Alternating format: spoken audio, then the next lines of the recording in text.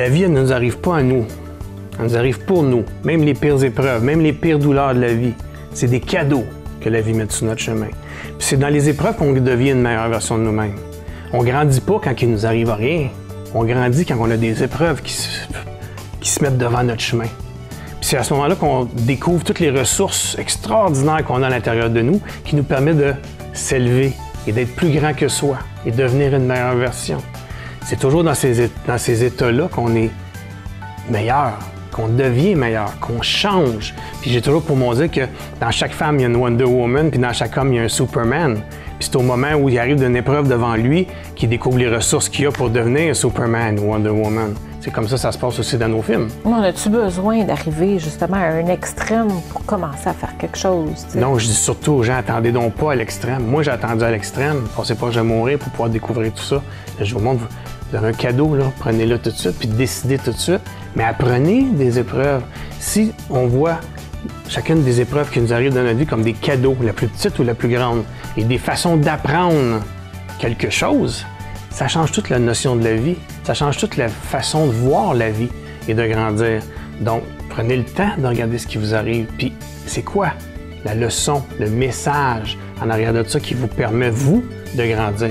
Mais c'est une opportunité. Puis, le sens qu'on donne aux événements qui nous arrivent détermine la qualité de notre vie.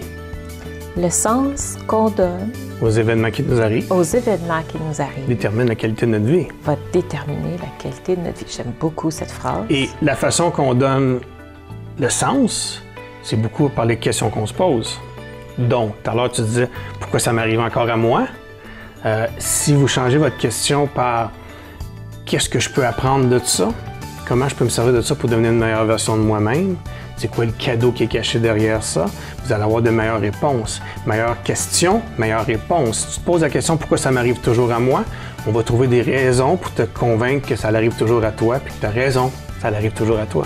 Si tu te poses la question à savoir « Qu'est-ce que je peux apprendre de ça? Comment je peux grandir avec ça? » Mais tu vas trouver des réponses à ta question positives, ouvertes, et non pas fermées, parce que les gens souvent se posent des questions fermées. Si on donne un exemple de ça.